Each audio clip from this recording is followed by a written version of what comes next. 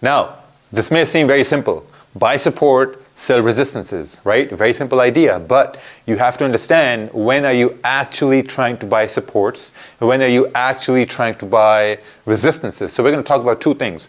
We're going to talk about trend trading, right? Trend trading, and we're going to talk about counter trend trading, and these two concepts are equally as important. So first, we're going to go over what's the trend, how you're trying to gauge market structure, how you're trying to gauge candles movements, and then we're going to talk about counter trends, because a lot of times what happens is, like, for example, price starts to rally and price is rallying, amazing, perfect. What traders like to do is they're like, okay, you know what, price is rallying, and I see a resistance to the left-hand side, and because of that resistance, we will reject that area, and then you take a sell. So when you take a sell, essentially what's happening is you're trying to take the opposite trade of a price that's moving up. Or if price is moving down, like we say, falling knives, if price is moving down, you're like, okay, you know what, I see a support.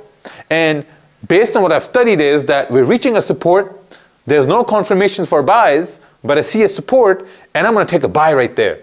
And when you take a buy right there, or you take a sell all the way up over here, price starts to rally up. Or if you take a buy, price starts to keep on dropping down.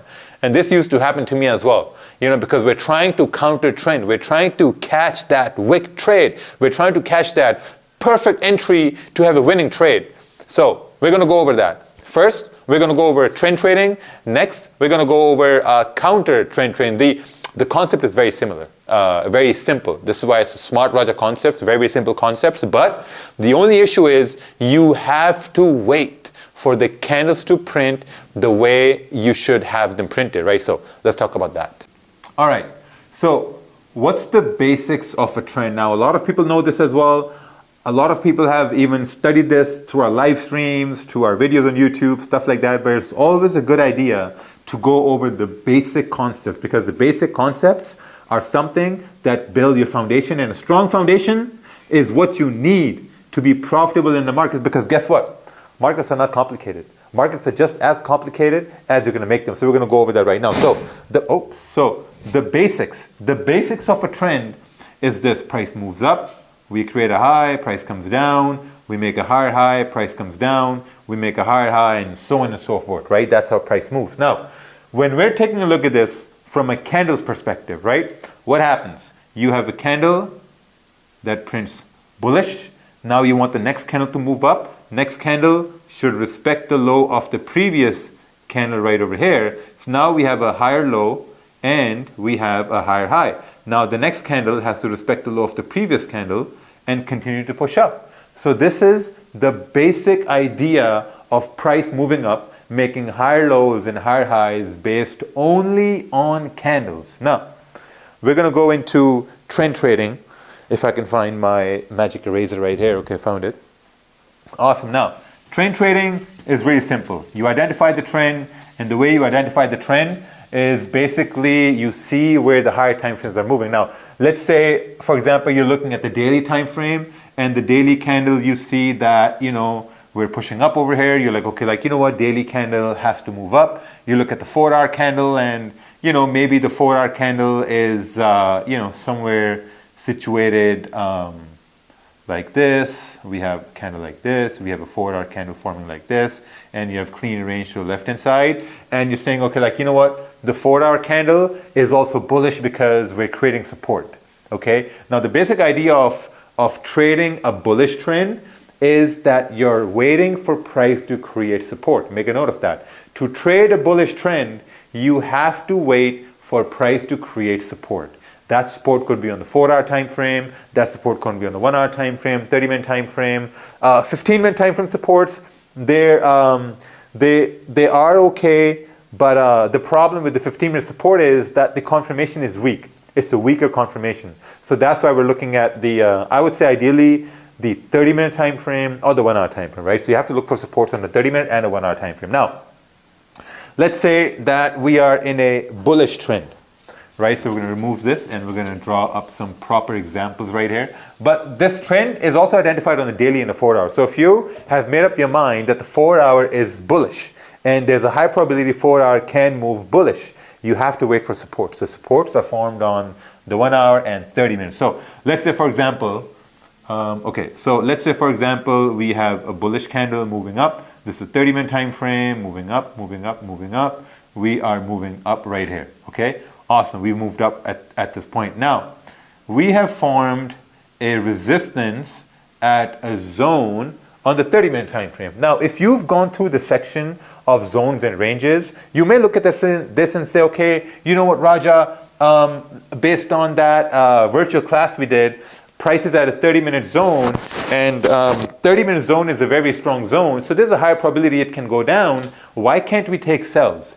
The reason why you can't take sells at this point is because, let's say you take sells at this point in a heavy bullish trend, and you have pre-London volume, London open volume, New York open, NYC, whatever that is, but the time is when there's a lot of volume, right? So let's say you take a sell. What can happen is, if you're not focused on the trend, is that the next candle can break this high right here and continue pushing up. That's something that can happen. So whenever you have a bullish trend, you're not looking for sells. No, you're looking for buys at this point. And we're going to talk about the condition for sells as well in a bullish trend. So let's say you have, like, a rejection right here at this point, and now price starts to go down. We're moving further down. We're moving further down right here. We're moving down here. And let's suppose the trend is coming all the way from the bottom, and now you have a support formed, right? This is a support form. A support is formed when you have a bullish candle closing after a bearish candle, right? The only forms of supports you're looking at are in uptrends. Always remember this all the time. Trend is your friend. Don't trade in consolidation unless you have a bigger range, right? And when in a trend, wait for supports formed. These supports could be in the, these supports could be a part of your 30-minute time frame, your 1 hour time frame, right? The higher the time frame, the better. But the 30-minute time frame, strong supports. Now, first things first, right? Your support is formed. You waited for the support formed in an uptrend. Perfect. You got your support formed. Now at this point, you're measuring the range, right? Let's say this range on the 30-minute is about 30 pips. You got a 30 pip range. You got a support formed, and you're like, okay, you know what? I have enough range to take a trade for price to retest this high. Now remember this one thing. Whenever we're in a trend, whenever price is in a trending market and it makes a high, there's a high probability, there's an 80% probability that that high is going to be retested. And how is that high going to be retested? If we're going to create support. So if we're creating support at this point, there's a high probability for price to continue pushing up if we're creating a support, right? And your stop is below this candle. That's it. That's all what you're looking at. It's a perfect example. This happens all the time. All the time it happens like, clockwork when there's times of volume. So whenever you have an uptrend and you're anticipating 4-hour candles to go bullish, you're anticipating the daily candles to go bullish, you're waiting for 30-minute or 1 hour to create support and to continue pushing in the trend direction. That's where you're only trading the bullish trend. Now, sometimes you can have different variations, and these variations could be like, you can have a bearish candle forming like this, and you can say that, okay, we got a bearish candle closing with a small body. This means that maybe the move pushing down, the volume of bearish candles moving down is decreasing because now you have a smaller body. Because always remember, the candle bodies are going to tell you how much volume there is in the market, right? So you have a bigger body, bigger body, bigger body, boom, you got a small body at this point. What are you trying to do at this point? Are you trying to wait for a support formed, or are you trying to take an impulse entry as the next candle breaks above this high without breaking this low? You're taking an impulse entry at that point, right? Because sometimes, if you're new, you're going to say, okay, I'm going to wait for the support form, and you're going to wait, and as you're waiting, candle starts to pump up at this point, and candle closes like this. And now you're like, oh man, I knew price was going to go up. How did these people take impulse entries? I don't understand this. So the more you see price move up without you being not in the trade, the more you're going to learn about impulse entries, because the more you're going to see, because when I first started about impulse entries, I would see price move against me all the time. And I would say, okay, why is price moving against me? And I'm not in that trade. How could I have been in that trade? So I'm like, okay, if trend is where price, makes a higher high and a higher low and all that stuff, and if this candle is respecting this previous candle's low, which means it's making a higher low, and if it's breaking above this high right here, this means that it's making a higher high.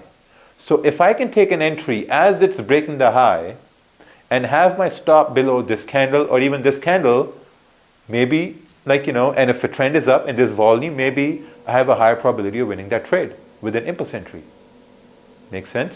So that's how this whole impulse entry thing came into being, like by watching price move when you're not in that trade, right? So go over these things, right? Go over this virtual class again. Now, let's say we have created a support, right? So we're going to talk about this. So let's say we've created a support right here. Let's say we've created a support right here. Now we have a support at this point. Now, okay, let me just bring this up here a little bit.